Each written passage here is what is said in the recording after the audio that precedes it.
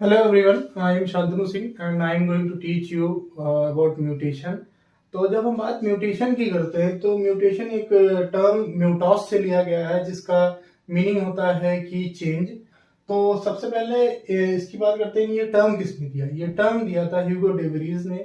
ह्यूगो डेवरीज इन्होंने काम किया हुआ है, आप लोगों ने पढ़ा है जेनेटिक्स में और एवोल्यूशन में कि इवनिंग प्राइमरोज नाम के एक प्लांट पे जिसका नाम था इनोथेरा लिमार्कियाना, और सबसे पहले इसको ऑब्जर्व किया था सीड राइट ने।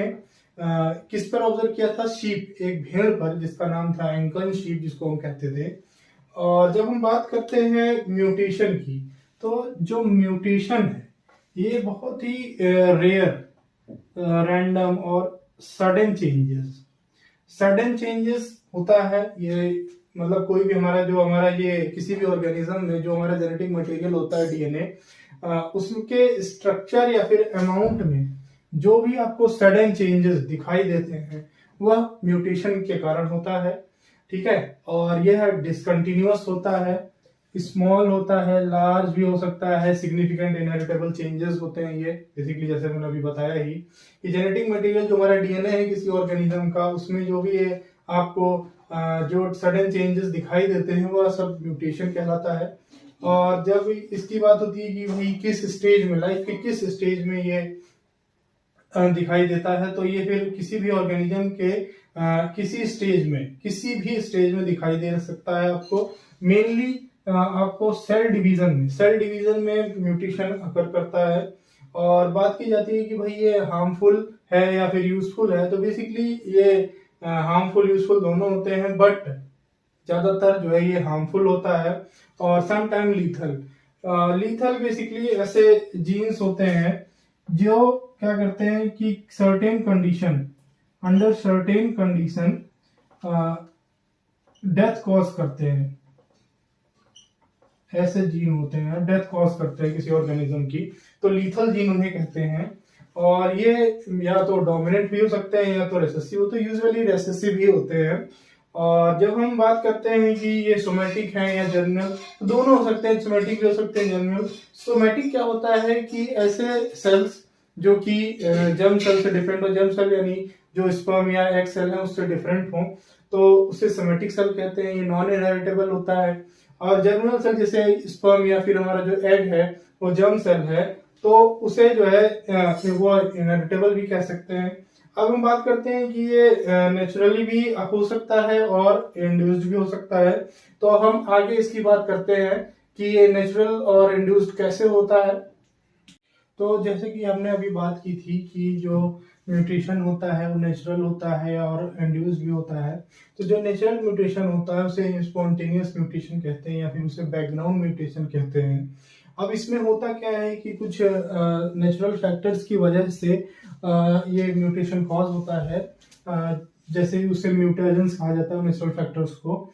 तो इसमें ये कहा जाता है कि कोई केमिकल फैक्टर्स या फिर कुछ एक्सटर्नल फिजिकल एजेंट्स होते हैं जिनके इन्फ्लुएंस से जो भी चेंज आता है आपके ऑर्गेनिज्म में, उसे जो है नेचुरल म्यूटेशन कहा जाता है। अब बात करते हैं हम इंड्यूस म्यूटेशन की। ये आर्टिफिशियल म्यूटेशन होता है या फिर इसे मैन मेड म्यूटेशन कहते हैं। सबसे पहले जो है मूलर ने बताया था, इस पे न्यूरोस्पोरा पे कार्य किया था इन्होंने बाई एक्सरेज। मूलर ने ड्रोसोस्पोरा पे काम किया एक्सरेज से और इंड्यूस म्यूटेशन जो है कॉज कराया, और इसकी स्टडी जो है इंड्यूस म्यूटेशन की एक्टिनोबायोलॉजी में की जाती है। अब आगे हम पढ़ते हैं इंड्यूस्ड म्यूटेशन को। इसमें सबसे पहले जो है बीडल एंड टॉटम ने, जिन्होंने one gene one enzyme hypothesis दी थी, उन्होंने न्यूरोस्पोरा पे जो है इंड्यूस म्यूटेशन कॉज कराया। किसके द्वारा? एक्सरेज के द्वारा। इन्होंने क्या किया कि वाइल्ड टाइप न्यूरोस्पोरा को लिया और उस पर एक्सरेज जो है डाला और म्यूटेंट न्यूरोस्पोरा जो है बनाया। अब जो वाइल्ड टाइप न्यूरोस्पोरा था उसे प्रोटोट्रॉफ कहते हैं। प्रोटोट्रॉफ ये ऐसे ऑर्गेनिज्म होते हैं जो कि अपनी ग्रोथ नीड के अकॉर्डिंग जो है अपनी फूड को सिंथेसाइज करते हैं एक पर्टिकुलर मिनिमल मीडियम से। और म्यूटेंट न्यूरोस्पोरा जिसको ऑक्सोट्रॉफ्स कहा जाता है आफ्टर इंड्यूस म्यूटेशन। तो ऑक्सोट्रॉफ में ये होता है कि इनमें वही म्यूटेशन कॉज हो चुका है और ये अपनी फूड को सिंथेसाइज करने की एबिलिटी को जो है खो चुके हैं, तो ये ऑक्सोट्रॉफ कहलाते हैं। अब इसी में जो है एमएस स्वामीनाथन, जिनको फादर ऑफ ग्रीन रेवोल्यूशन भी कहा जाता है, इन्होंने जो है, इनको म्यूटेशन ब्रीडिंग का भी फादर कहा जाता है इंडिया में। इंडियन म्यूटेशन ब्रीडिंग फादर है ये। और इंड्यूस्ड म्यूटेशन बेसिकली इन्होंने कराया था व्हीट प्लांट पे। इन्होंने गामा रेस को जो है यूज करके इंड्यूस्ड म्यूटेशन कराया था व्हीट प्लांट पे, और प्रोड्यूस किया था हाई यील्डिंग वैरायटी प्रोड्यूस की थी। तो अब हम बात करते हैं यहाँ पे आपके म्यूटेशन कितने टाइप के होते हैं। तो बेसिकली म्यूटेशन जो है दो टाइप के होते हैं, जैसे क्रोमोसोमल म्यूटेशन और जीन म्यूटेशन। क्रोमोसोमल म्यूटेशन में जब हम बात करते हैं तो इसमें क्या होता है कि change in number of chromosome या फिर change in structure of chromosome, की क्रोमोसोम के नंबर में क्या चेंज होता है या फिर क्रोमोसोम के स्ट्रक्चर में क्या चेंज होता है, उसे क्रोमोसोमल म्यूटेशन कहते हैं। और उसके बाद हम बात करते हैं जीन म्यूटेशन की। तो जीन म्यूटेशन में क्या होता है कि जो किसी जीन के न्यूक्लियोटाइड सीक्वेंस में या फिर जेनेटिक कोड के सीक्वेंस में जो हमें सडन चेंजेस देखने को मिलते हैं, उसे हम जीन म्यूटेशन कहते हैं। क्या कहते हैं कि न्यूक्लियोटाइड सीक्वेंस या फिर जेनेटिक कोड सीक्वेंस में जो भी सडन चेंजेस हमें देखने को मिलते हैं, उसे जीन म्यूटेशन कहा जाता है। अब हम बात करते हैं कि क्रोमोसोमल म्यूटेशन कितने टाइप के होते हैं। तो क्रोमोसोमल म्यूटेशन बेसिकली दो टाइप के होते हैं, जैसे कि एक हेट्रोप्लॉइडी, दूसरा उसी को जो है हम जीनोमेटिक म्यूटेशन भी कहते हैं। और दूसरा हमारा टाइप होता है क्रोमोसोमल म्यूटेशन का क्रोमोसोमल एबरेशन, जिसमें क्या होता है कि स्ट्रक्चरल चेंज इन क्रोमोसोम में जो स्ट्रक्चरल चेंज होता है उसे क्रोमोसोमल एबरेशन कहते हैं। और जब हम बात करते हैं हेट्रोप्लॉइडी की, तो इसमें क्या होता है कि न्यूमेरिकल चेंजेस इन क्रोमोसोम, किसी क्रोमोसोम में जो न्यूमेरिकल चेंज होता है उसे हम हेट्रोप्लॉइडी कहते हैं।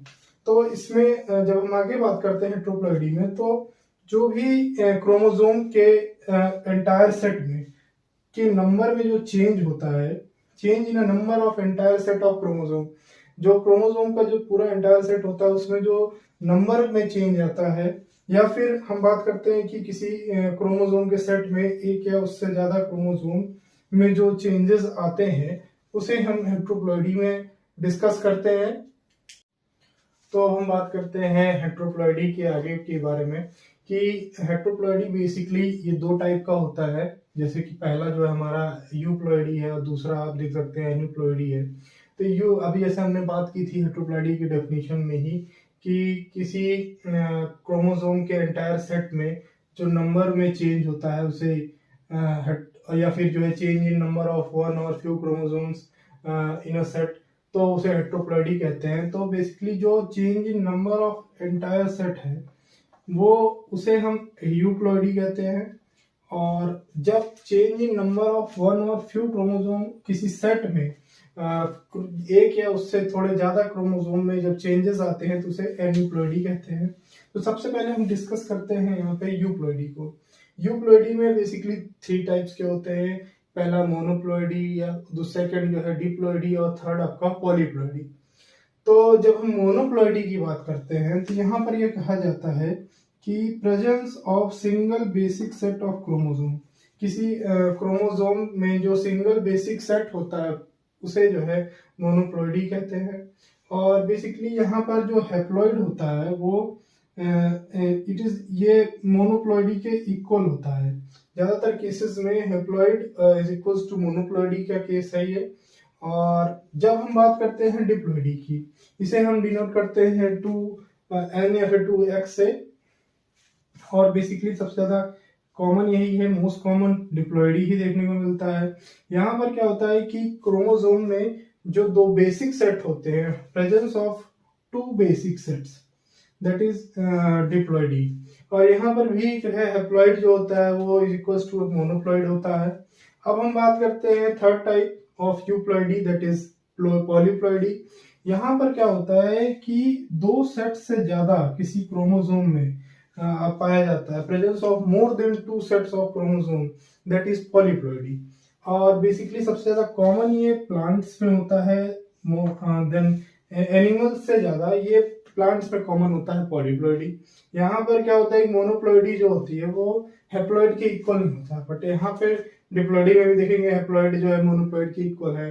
मोनोप्लॉइड में भी जो है आप देखेंगे हेप्लॉइड के इक्वल होता है, बट पॉलीप्लॉइडी में ऐसा